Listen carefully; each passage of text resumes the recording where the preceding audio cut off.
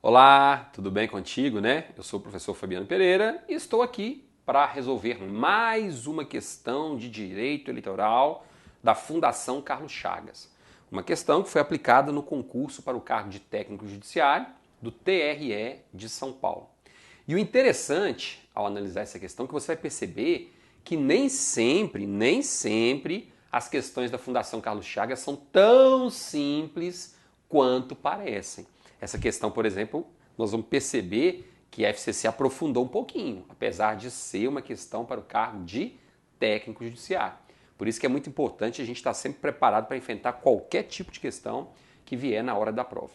E eu quero aproveitar a oportunidade para lhe dizer o seguinte: no próximo dia 17 de julho, às 20 horas, nós iremos realizar um webinário gratuito com dicas de preparação nesta reta final para o concurso do TRE do Paraná, que, diga de passagem, será organizado pela Fundação Carlos Chagas. Então, se você estiver interessado ou interessado em participar, aqui mesmo na descrição do vídeo nós temos um link para você clicar e fazer a sua inscrição para esse webinário. E o bacana é que ele vai ser completamente gratuito. Então é só clicar, digitar o seu e-mail e na segunda-feira, por volta ali das 19 horas, eu já lhe mando um e-mail com o link para você assistir ao webinário gratuito com dicas de preparação de reta final para o concurso do TRE do Paraná. Posso contar contigo? Então vamos lá. Olha só, a questão de hoje diz o seguinte: acerca das fontes do direito eleitoral, e vem trazendo as alternativas. Então vamos lá analisar uma por uma.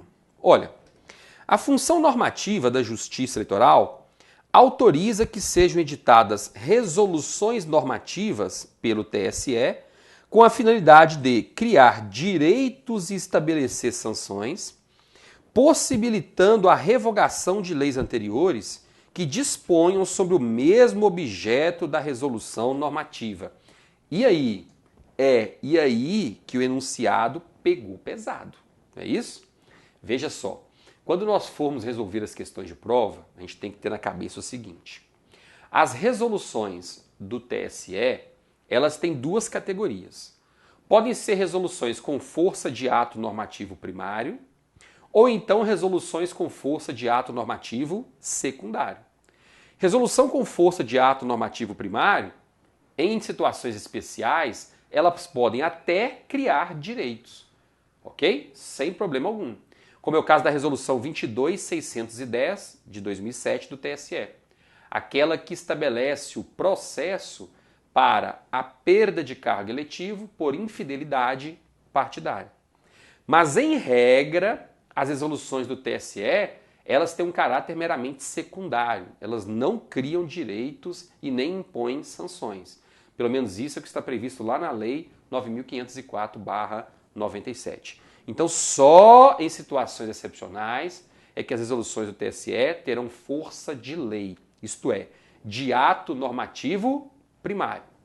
Agora, uma coisa é certa: independentemente de a resolução ser ato normativo primário ou ato normativo secundário, o fato é que essas resoluções não podem contrariar o texto da lei. Elas não podem contrariar o texto da lei.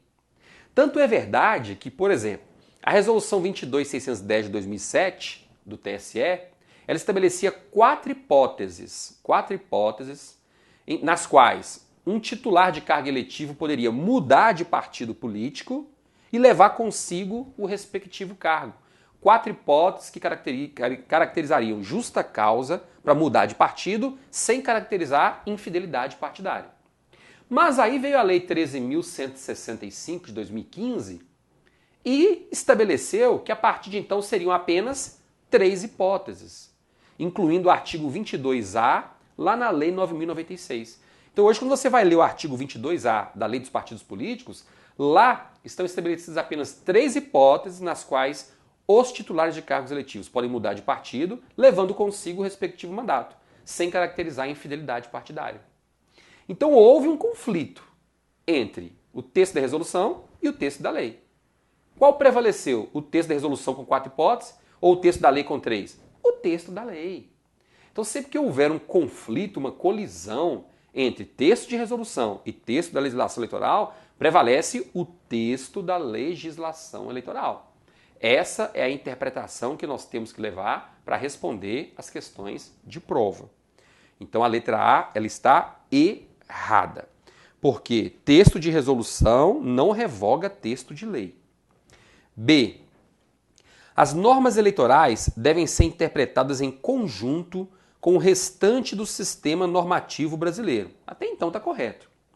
Admitindo-se a celebração de termos de ajustamento de conduta previstos na Lei 7.346/85, que disciplina a ação civil pública, desde que os partidos políticos transigam exclusivamente sob as prerrogativas que lhes sejam asseguradas. E aí? Errado. Você simplesmente vai levar para a prova o seguinte entendimento. O TSE, ele entende que, no âmbito do processo eleitoral, não são admitidos termos de ajustamento de conduta. Esse é o X da questão. Então, termos de ajustamento de conduta no âmbito do processo eleitoral não são admitidos. Essa é a regra geral. São admitidos em outras áreas, né, de meio ambiente, consumidor, a esfera ABCD. Aqui no processo eleitoral, não. Leve esse entendimento para a prova. C. O Código Eleitoral define a organização e a competência da Justiça Eleitoral, podendo ser aplicado, apesar de a Constituição Federal prever a necessidade de lei complementar para tanto. E aí? Certinho. Resposta letra C. Eu quero que você entenda o seguinte, hoje o que a Constituição Federal diz é o seguinte, quando o assunto a ser tratado versar sobre organização e competência da Justiça Eleitoral, nós precisamos de uma lei complementar. É o que diz a Constituição no seu artigo 121. Entretanto, o nosso Código Eleitoral foi criado com status de lei ordinária. Então, como é que fica essa situação? A Constituição pede lei complementar para tratar desse assunto. O nosso Código é lei ordinária. Como é que fica?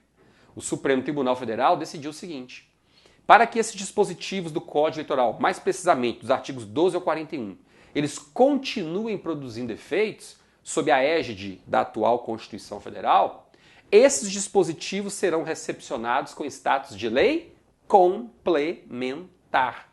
Então esses dispositivos foram recebidos com status de lei complementar. Tá ok? Então hoje eles permanecem produzindo todos os seus efeitos, mas com status de lei complementar. Esse é o entendimento que nós temos que guardar para responder as questões de prova. Então, letra C está correta. D. As resoluções normativas do TSE, as respostas às consultas e as decisões do TSE são fontes do direito eleitoral de natureza exclusivamente jurisdicional e aplicáveis apenas ao caso em concreto dos quais emanam. E aí? Errado. Por exemplo, as respostas às consultas, elas podem e têm natureza administrativa. Nós também temos resoluções normativas do TSE que têm natureza administrativa. Então elas não têm natureza exclusivamente jurisdicionais. Algumas são criadas com o único propósito de resolver uma questão administrativa. E não vão se aplicar apenas àquele caso específico, não. Vão se aplicar uma quantidade indeterminada de casos que surgirem no futuro. Então esse é o erro da alternativa. E letra E. O Código Eleitoral, a Lei de Inelegibilidades, a Lei dos Partidos, a Lei das Eleições, as resoluções do TSE e as respostas às consultas são fontes de direito eleitoral de mesma estatura, hierarquia e abrangência, podendo ser revogadas uma pelas outras. E aí? É óbvio que não.